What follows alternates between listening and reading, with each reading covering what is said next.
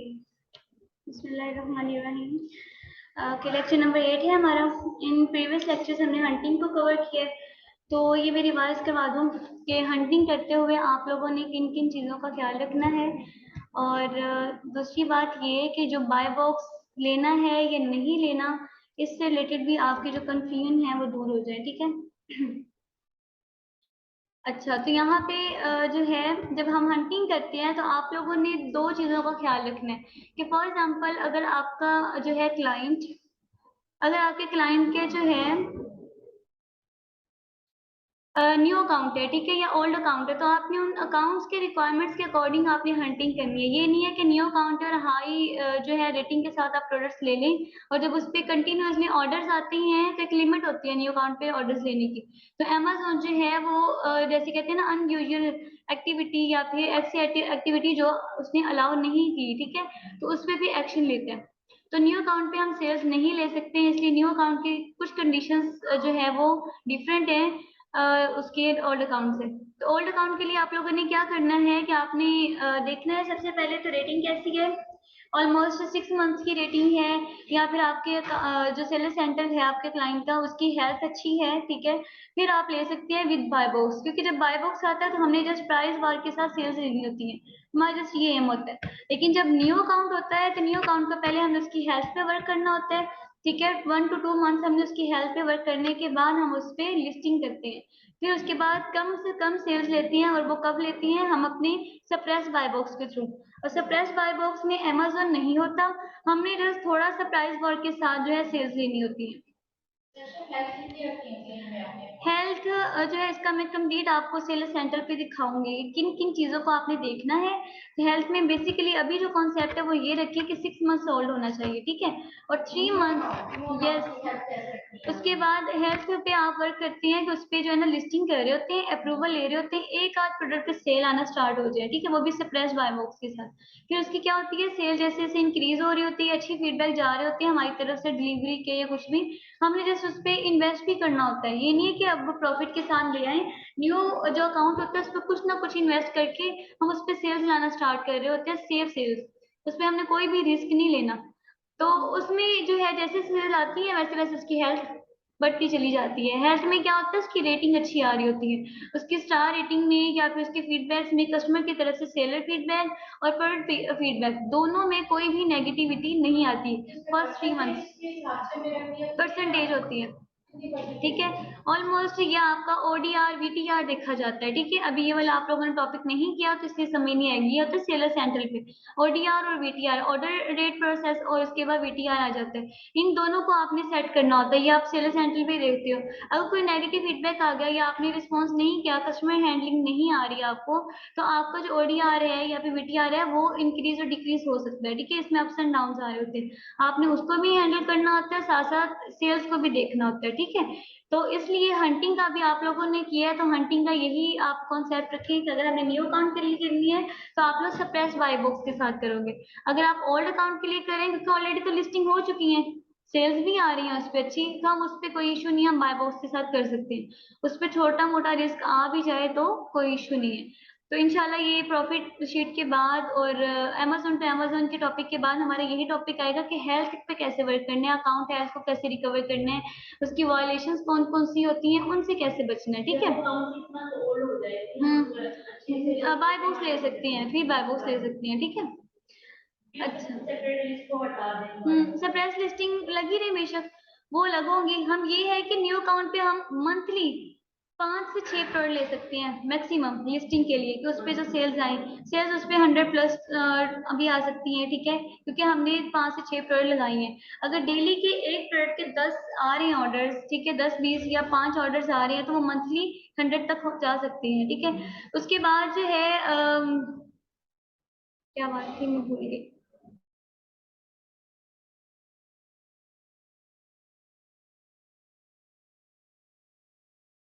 हाँ, surprise list को खत्म नहीं करेंगे हम, उसकी बजाय और प्रोडक्ट्स लगाएंगे जिसपे हाई सेल्स आ रही हो और हाई रेटिंग के साथ हो, ठीक है। पहले हमने न्यू अकाउंट के लिए कम रेटिंग के साथ लगाई थी, अब ओल्ड हो जाएगा तो हम हाई रेटिंग प्रोडक्ट को कम्पीट कर सकते हैं। तो ये चीजें आएंगी। अच्छा, अब हम आ जाते हैं प्रॉफिट शीट की तरफ। प्रॉफिट शीट आप लोगों ने कैसे क्रिएट करनी है, ये मैंने आप लोगों को एग्जाम्पल दिया था, ये है ना सबके पास ये वाली शीट? इसमें ये सारी हेडिंग्स थी, इनमें कुछ हेडिंग्स जो हैं हमने आज ऐड करनी है।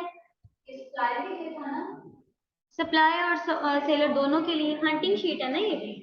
अब इसी हंटिंग शीट को हमें प्रॉफिट शीट में बनाना है कि हम अगर सेलर प्राइस ले रहे हैं और जो कॉस्ट प्राइस ले रहे हैं उनको कंपेयर करके, और जो एक्स्ट्रा कॉस्ट पड़ती है हमें अमेज़न पे सेलिंग की, उन सबको जो है कैसे हमने उसका एनालिसिस करना है, वो मैंने लिख कर दिया है। और इसी के साथ साथ उन सबको मर्ज करके हमने अपना प्रॉफिट कैसे कैलकुलेट करना है, ये चीज़ आज हमने देखनी है। तो ये सारी चीज़ें तो रिक्वायरमेंट चाहिए होंगी कि लाइक मैंने अगर प्रोडक्ट लिंक देखा है उसके बाद एसएन भी चाहिए। ये ना हो कि मैंने प्रोडक्ट को ओपन किया फिर उसके बाद सारी डिटेल्स दोबारा से देखनी है। तो ये बेसिक चीज़ें, variation, product price, star rating, reviews, ये चीज़ें आपके पास होनी चाहिए। ठीक है, क्लाइंट आता है कि मुझे हाई रिव्यू के साथ चाहिए, तो आप यहीं से प्रोडक्ट उठाओगे और दे दोगे। दोबारा से एक दो बार एनालिसिस करने के बाद यस अभी भी ये प्रोडक्ट वैसी ही है जैसे मैंने इसे पहले देखा था। तो ये सारी चीजें आप लोगों ने देखनी है। मार्केट प्लेस बतानी है, प्रोडक्ट लिंक देना है, एसएन देना है, कैटेगरी बतानी है। उसके बाद फुलफिलमेंट बाय, यानी कि आपका जो सेलर है वो कौन सा है, ठीक है, आपकी लिस्टिंग पे। और इसके साथ साथ आप नंबर ऑफ टोटल सेलर्स भी यहाँ पे मेंशन कर सकते हैं कि टोटल सेलर्स कितने हैं और एफबीएम कितने हैं।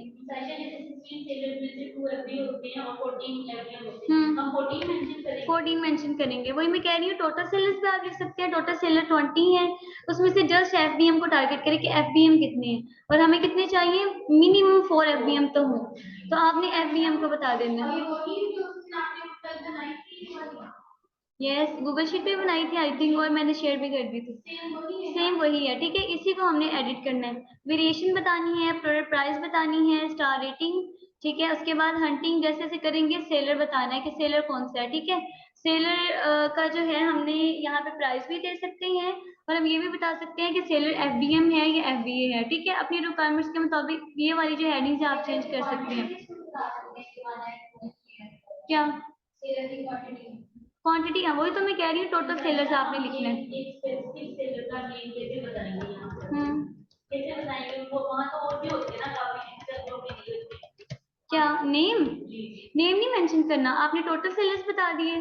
उसके बाद जिसको आप ले रहे हैं, जिसकी लिस्टिंग को ले रहे हैं, वो आपने बताना है कि एफबीएम कितने, और बस ये सिंपल करने टोटल सेलर्स। और इसमें एक और मैं ऐड कर देती हूँ, फुलफिलमेंट बाय। यहाँ पे आपने बता देना है फुलफिलमेंट बाय की जगह आप कर दें एफबीएम कितने हैं, ठीक है, एफबीएम सेलर्स। अब समझ आ गई? टोटल सेलर्स कितने हैं, 20 हैं, 30 हैं, जितने भी, उसमें से एफबीएम कितने हैं वो आपने यहाँ बता देना, 6 हैं, 12 हैं, जितने भी हैं, ठीक है। अच्छा जी, अब यहाँ पे इसे मैं यहाँ से कट करूंगी और यहाँ पे लाके इसे मैं पेस्ट कर देती हूँ ताकि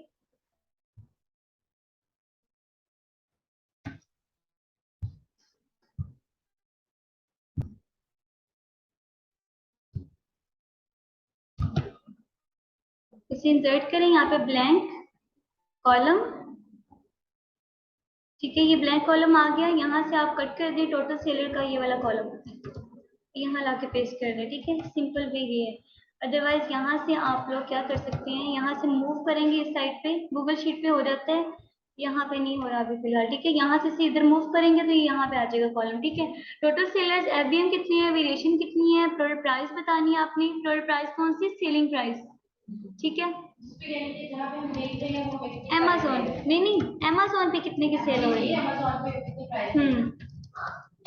सेलिंग प्राइस आ गई। उसके बाद स्टार रेटिंग, रिव्यूज, बीएसआर, और उसके बाद सप्लाई प्राइस, ठीक है, यानी कि अदर प्राइस देख रहे हैं आप लोग वॉलमार्ट पे, सैम्स पे, किसी भी सप्लायर से, वो आपने सप्लायर प्राइस देखनी है। शिपिंग रेट कितने दे रहे हैं वो, किसकी, वो लिस्ट या तो आउट ऑफ स्टॉक होती है या वो रिमूव्ड होती है, ठीक है। कुछ होती है डमी लिस्टिंग, जिसमें डमी लिस्टिंग उन्होंने कर दी, उसी को एडिट नहीं किया।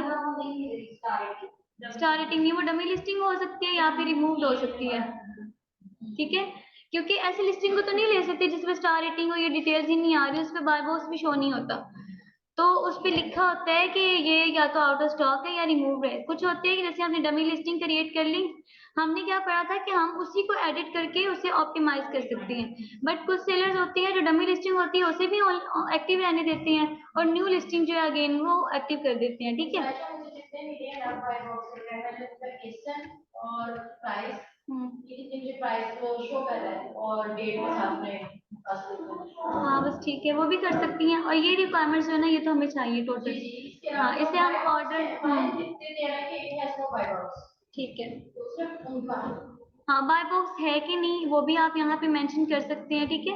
यहाँ पे आप प्रॉफिट के एंड में यहाँ पे भी कर सकते हैं कि इसके पास बाय बॉक्स है कि नहीं, या तो आप शीट 1 शीट 2 कर लें, ये बेस्ट मेथड है कि ये शीट 1 जो है ये विद बाय बॉक्स है, ठीक है, ओल्ड अकाउंट के लिए। हाँ ओल्ड अकाउंट कर लें, और ये नीचे ये जो ऑप्शन होता है ना ये वाला, यहाँ से आप न्यू शीट ऐड करके यहाँ पे वो वाली प्रोडक्ट सेव करें जो सप्रेस्ड है, तो ये आपकी एक ही फाइल के अंदर 2 शीट्स बन जाएंगी, ओल्ड अकाउंट के लिए और एक न्यू अकाउंट के लिए, ठीक है। यहाँ पे शीट 1 की जगह इस पे राइट क्लिक करते हैं ना तो रीनेम का ऑप्शन आ रहा है, यहाँ पे कर लें आप ओल्ड अकाउंट, ठीक है। और ये वाली जो शीट 2 है इसे रीनेम कर लें न्यू अकाउंट, ठीक है। तो ये आपको पता चल जाएगा एक ही फाइल में मेरी दोनों हंटिंग की प्रोडक्ट जो है वो सेव है, इस तरह से भी कर सकते हैं। अच्छा अब हमारे पास लिंक है, एसन है, कैटेगरी है, ये डिटेल्स हमें चाहिए, सेलर प्राइस। अच्छा अब हमने क्या ऐड करना है, मैं आपको ये स्लाइड्स दिखा देती हूँ जो कि हम कैलकुलेट करेंगे। अब प्रॉफिट शीट में सबसे पहले आ जाता है Amazon referral fee. Amazon referral fee कैसे कैलकुलेट करते हैं इसका फॉर्मूला मैंने यहाँ पे मेंशन कर दिया है। टैक्स कैसे जो है हम कैलकुलेट करते हैं, ऑलमोस्ट जितना भी टैक्स होता है या तो हम टैक्स इंजेक्ट करवा लेते हैं, यानी कि कहते हैं ना टैक्स माफ करवा लेते हैं, तो वो वाला हाल कर सकते हैं। वो कब वो करते हैं जब हमारे पास पेड सब्सक्रिप्शन होती है वॉलमार्ट की, सैम्स की, तो वो हम तब कर सकते हैं कि हमें जो प्रोडक्ट्स ले रही है इस पे टैक्स हमें जो है वो ना लें, ये टैक्स हमें ऐड ना करवाएं। तो ये जो है अगर पड़ता भी है तो फिर भी हम 8% लेते हैं टैक्स, ठीक है। 8% टैक्स किसी ना किसी प्रोडक्ट पे आ सकते हैं, हमने टैक्स के साथ प्रॉफिट कैलकुलेट करना है।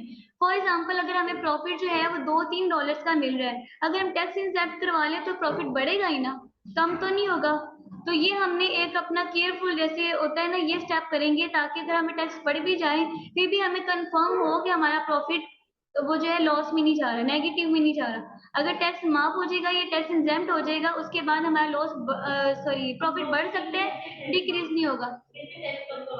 ये भी हम टॉपिक देखेंगे नेक्स्ट। इसकी डॉक्यूमेंटेशन होती हैं, एक डॉक्यूमेंट होता है जो कि एलएलसी के थ्रू हम फिल करते हैं, देन हम वॉलमार्ट के सेलर सेंटर पे ऑनलाइन भी करवा सकते हैं और फिजिकल भी करवा सकते हैं। ऑलमोस्ट 8% ही पड़ते हैं, ठीक है। तो ये 8% क्यों निकालते हैं, shipping plus cost price, cost price कौन सी होती है, सेल सप्लाई प्राइस, इन दोनों को प्लस करके उसका 8% निकालेंगे तो हमारे पास टैक्स आ जाएगा, इसी के अकॉर्डिंग जो है टैक्स पड़ता है हमें, ठीक है। निगोशिएट करवा सकते हैं, करवा सकते हैं, करवा सकते हैं। तो देखो बेटा ब्लू कलर का शो हो रहा होता है, वो कैसे करवा सकते हैं, क्वेश्चन आंसर के नीचे होता है ना ऑप्शन, या फिर जो सेलर होता है, सप्लायर होता है, उसे आप प्राइवेट मैसेज कर दें, उनके सेलर सेंटर पे जाके पेड सब्सक्रिप्शन में ये कर सकती हैं, फ्री में नहीं कर सकते। वहां पे जाएं और क्वेश्चन आंसर का वहां पे ऑप्शन होता है, वहां पे जाके टाइप करें कि हमें ये प्राइस दे दें, हमने बल्क में लेनी है, हमने कंटिन्यूसली लेनी है आपसे, तो हमें कम प्राइस में दे दें ताकि हम कंटिन्यूसली आपसे ऑर्डर्स लें, ठीक है। तो ये भी हम देखेंगे इंशाल्लाह नेक्स्ट। अच्छा टोटल कॉस्ट का जो है फॉर्मूला वो ये है, सप्लायर सेलिंग प्राइस, उसके बाद सप्लाई की प्राइस ले रहे हैं, ठीक है, tax plus shipping plus Amazon referral fee. Amazon referral fee तो आती है ना, ठीक है, अमेजोन रेफरल फी हर प्रोडक्ट पे आएगी, चाहे आप इंडिविजुअल पे करें या फिर आप प्रोफेशनल पे करें। ये ऑलमोस्ट 15% होती है, ठीक है, 15% ईच प्रोडक्ट पे, ठीक है, सेलिंग प्राइस की। उसके बाद प्रॉफिट कैसे निकालना है, ये जब हम ये टोटल कॉस्ट का फॉर्मूला ऐड कर लेंगे तो हमें ये सारी चीजें बार बार नहीं करनी पड़ेंगी, हम जस्ट टोटल प्राइस को सेलिंग प्राइस में से कट कर देंगे, माइनस कर देंगे तो हमारे पास प्रॉफिट आ जाएगा, ठीक है। नहीं नहीं शिप तो नहीं करवा रहे ना, ये सेलिंग होती है कि हम सेल करें अमेजोन का सेलर अकाउंट यूज करते हुए, उस चीज की अमेजोन फी लेते हैं। पीएल में वो दूसरी होती थी, ठीक है, एफडीजे फी कहते थे उसे, ये रेफरल फी है, वो शिपिंग की ऐड की जाती थी, वो भी ऑलमोस्ट 15% होती थी, लेकिन यहाँ पे हमारा 15% अलग से होता है, ठीक है, यानी कि ड्रॉप शिपिंग की सेलिंग प्राइस के हिसाब से होता है। अच्छा, अब हम करते हैं शीट की तरफ चलते हैं। तो शीट में मैं कुछ कॉलम्स ऐड करूंगी जो आप लोगों ने भी कर लेनी है। ये मेरे पास टोटल कॉस्ट है, सप्लाई प्राइस है, शिपिंग है, ठीक है। शिपिंग के साथ ही मैं यहाँ पे इंसर्ट कर दूंगी एक कॉलम टेक्स्ट का, ठीक है। ओके, मैं अगेन कर देती हूँ। यहाँ पे ऐड, लाइक आप कह रहे हो कि मैंने इससे पहले एक ऐड करना है कॉलम, ठीक है। तो मैं इस वाले कॉलम पे आऊंगी, पी वाले कॉलम पे राइट क्लिक किया, देन इंसर्ट पे आके इसे क्लिक कर दूंगी। तो ये हमारे पास लेफ्ट साइड पे जो है इंसर्ट हो जाएगा, ठीक है। फॉर एग्जांपल मैं चाह रही हूँ इससे इससे आगे पीछे वाले में हो, तो यहाँ पे इंसर्ट कर दूंगी, ठीक है, राइट क्लिक करके। तो मैं चाह रही थी कि शिपिंग के साथ ही मुझे ये वाली जो टोटल कॉस्ट की बनती है एक साथ कॉलम्स नजर आए। तो एक साथ कॉलम्स नजर आएंगे तो मेरे लिए इजी हो जाएगा फॉर्मुलेट करना। अच्छा, यहाँ पे मैं टेक्स्ट ऐड कर दूंगी।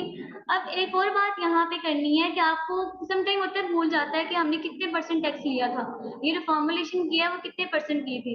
तो उसके लिए आप क्या करेंगे, आप लोग जो है टेक्स्ट का यहाँ पे एक तो मेंशन कर देंगे 8%, और दूसरे कॉलम में आप ऐड कर देंगे उसका फॉर्मूला, ठीक है।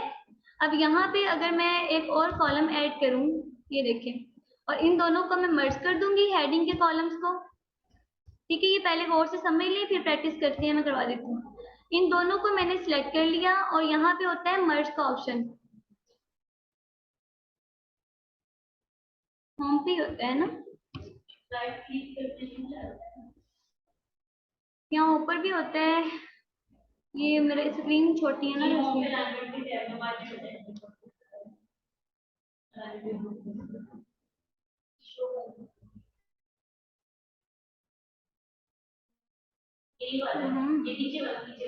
नीचे वाला है, ये वाला है ना। इस पे क्लिक करेंगे तो ये देखिए दोनों जो सेल्स थे वो एक ही सेल में कन्वर्ट हो गए, ये हेडिंग होगी।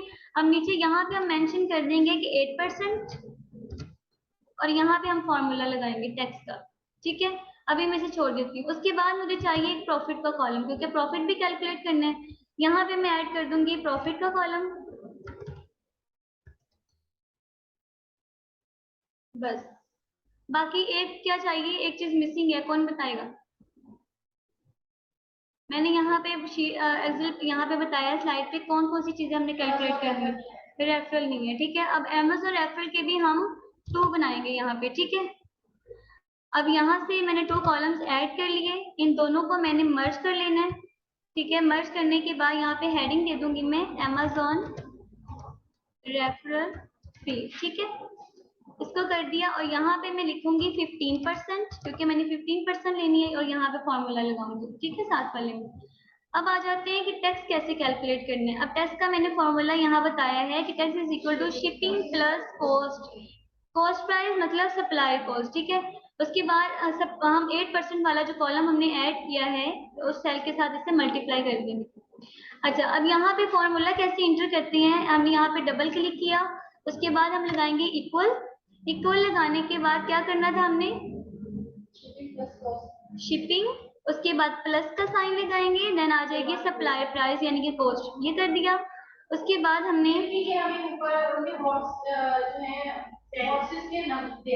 बॉक्सेस के देने हैं। अब मैंने यहाँ पे इक्वल का लगाऊंगी ना, इक्वल लगाने के बाद मैं जिस जिस सेल को सिलेक्ट करूंगी वही यहाँ पे ऐड हो जाएगा, ठीक है। अब यहाँ पे अब मुझे तो नहीं पता कि ये रो नंबर कौन सी है, ये सारी चीजें मैं खुद करूंगी। इक्वल का साइन लगाया, जस्ट मैं 1 टाइम क्लिक करूंगी, ये सिलेक्ट हो गया और कुछ भी नहीं किया। फिर उसके बाद मैंने लगा देना है प्लस, प्लस का साइन लगा दिया। अब ये सेकंड वाला कॉलम मैंने ऐड किया, ये ऐड हो गया, ओ का कॉलम है और सेकंड रो है इसकी, ये ऐड हो गया। अब मैं क्या कह रही हूँ कि इसके जो है ना ब्रैकेट क्लोज हो जाए, ठीक है। इसी तरह इन दोनों को मैं ब्रैकेट में लिख दूंगी। क्यों, क्योंकि इस होल नंबर को या इन दोनों को ऐड करने के बाद इन्हें मैंने परसेंटेज के साथ मल्टीप्लाई करना है, और किस परसेंटेज के साथ करना है, 8% के साथ, ठीक है। तो ये ऐड हो गया हमारा, ठीक है।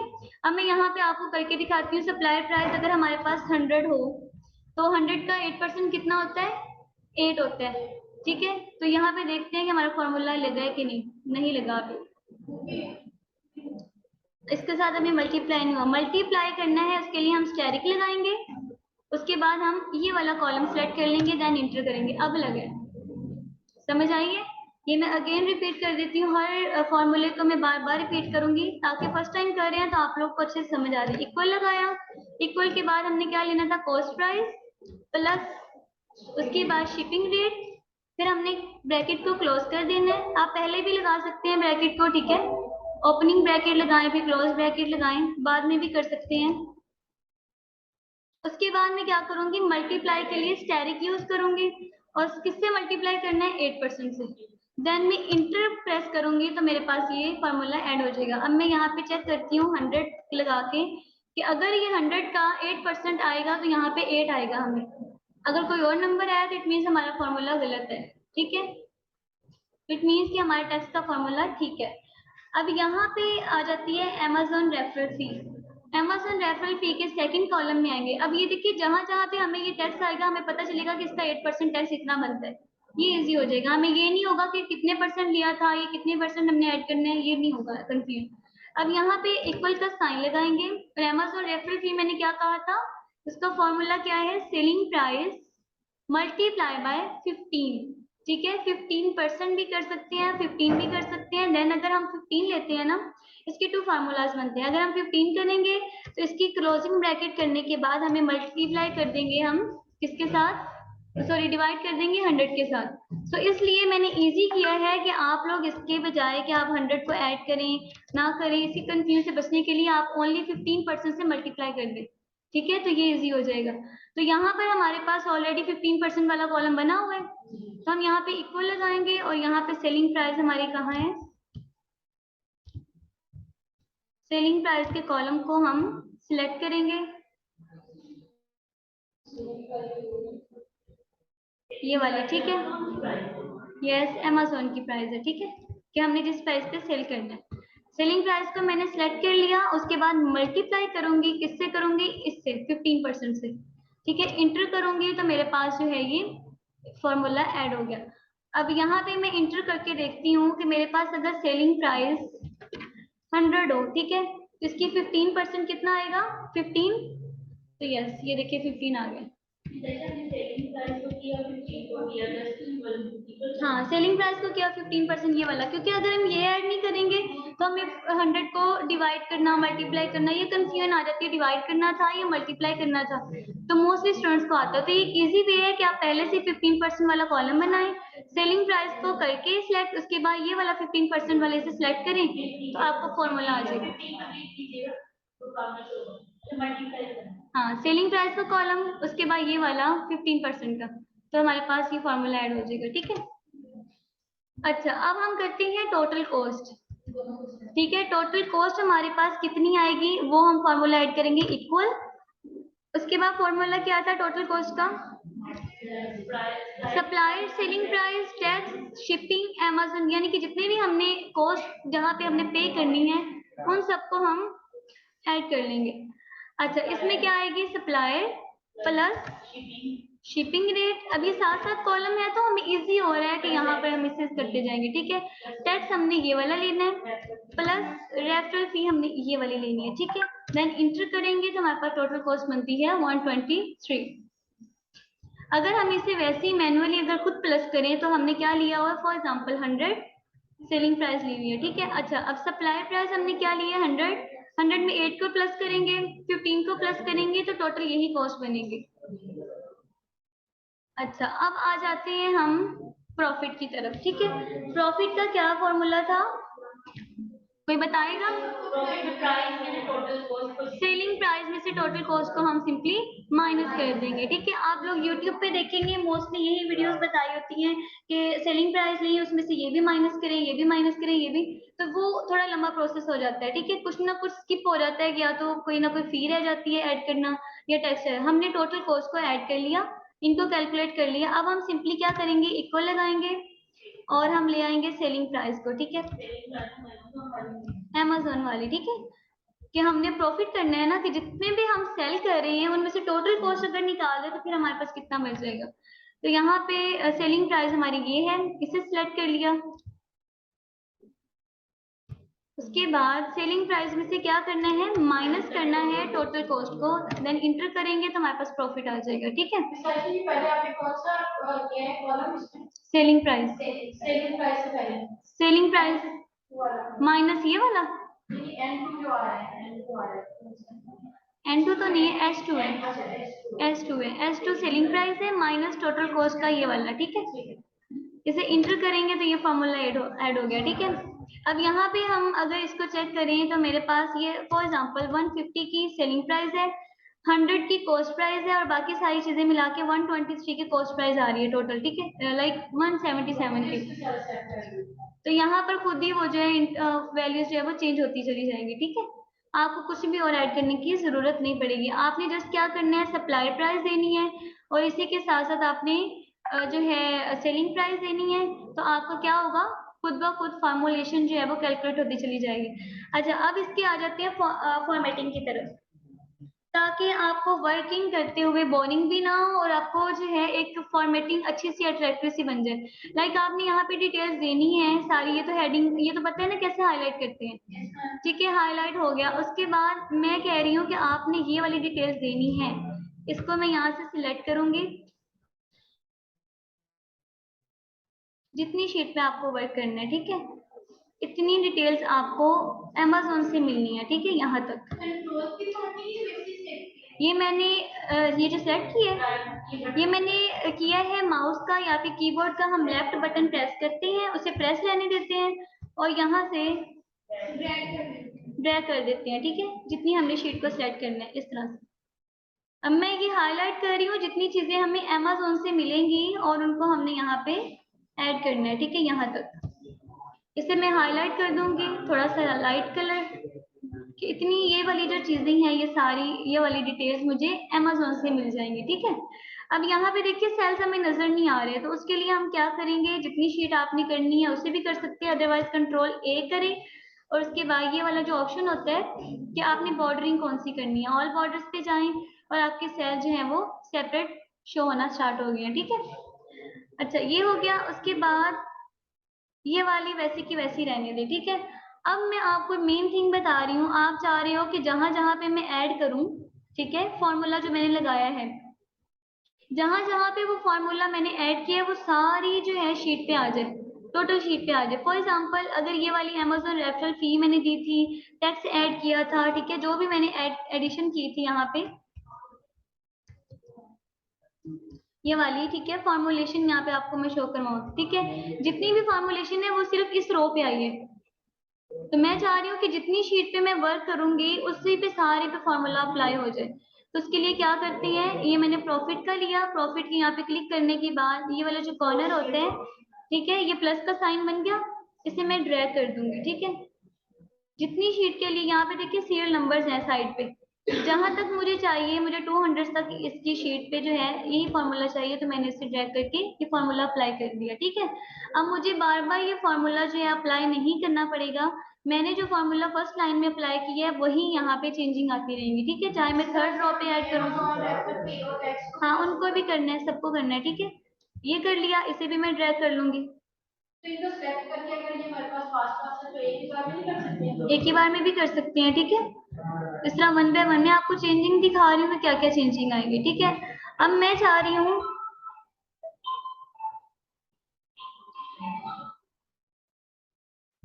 ये 8% है तो सारे का सारा 8% आ जाएगा। ठीक है, इन दोनों को हम सिलेक्ट करके नहीं कर सकते, इसमें कभी कभी एरर आ जाता है। ठीक है, क्योंकि यहाँ पे वैल्यू चेंज है और यहाँ पे फॉर्मूला चेंज है, यहाँ पे कभी कभी एरर आ जाता है। फॉर एग्जाम्पल अगर इन दोनों को मैं ड्रैग करूँ यहाँ पे, इसको मैंने किया और यहाँ से नीचे जब ड्रैग करेंगे तो ये देखें यहाँ पे क्या था, ऐड 15%, बट वो नीचे 15% नहीं आया। तो इस तरह ये वाला एरर आता है मोस्टली एक्सेस में। तो आप ये जो 15% वाला है इसे अलग से ड्रैग करें, ठीक है, और ये वाला जो फॉर्मूला है इसे अलग से ड्रैग कर लें।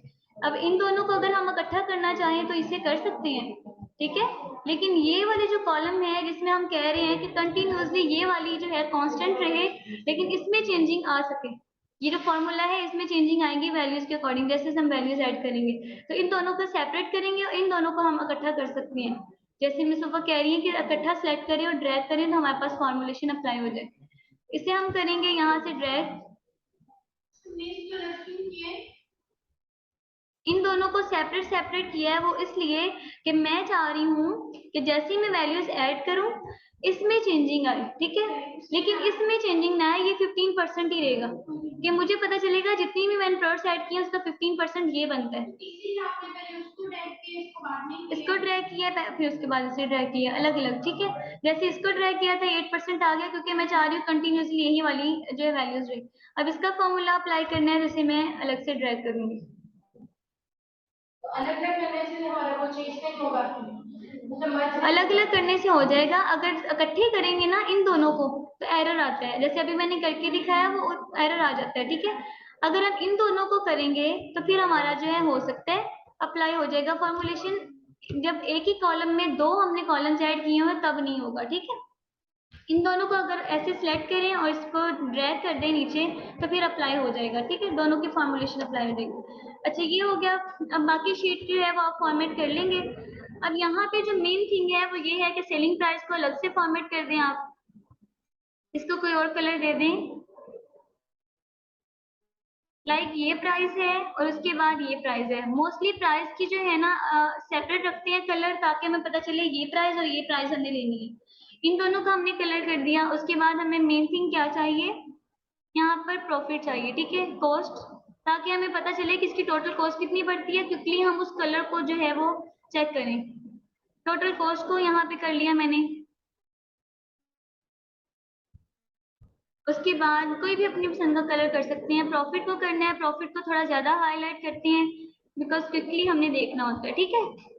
अब मैं चाह रही हूँ कि हेडिंग के कलर सेम रहे बट नीचे जो रोज है उनका डिफरेंट हो, तो इसके लिए हेडिंग का जो है मैं सेम कलर कर लूंगी। यहाँ पे रो को सिलेक्ट किया और उसका हेडिंग का मैंने सेम कलर कर लिया, ठीक है। क्या फर्स्ट प्रॉफिट हमारा 10 से अबव। ये माइनस में इसलिए आ रहा है कि मैंने 150 वो ली है प्राइस से सप्लायर प्राइस और सेलिंग प्राइस मेरे पास 100 है, माइनस नहीं आएगा। फॉर एग्जांपल मैं यहाँ ले लेती हूँ 200, ठीक है, और सप्लायर प्राइस मैंने यहाँ पे ली हुई है 150। अब चेक करते हैं कि हमारे पास प्रॉफिट कितना है। 8 प्रॉफिट आ रहा है $8 का, ठीक है। यस इसका फॉर्मेट बना हुआ है ये वाला ऑलरेडी, ठीक है, तो ये मैं शेयर कर दूंगी। यस वही सेम है, ये सेम शीट है। चलिए चलिए ये मैं दोनों कर दूंगी। क्या नहीं हो रहे,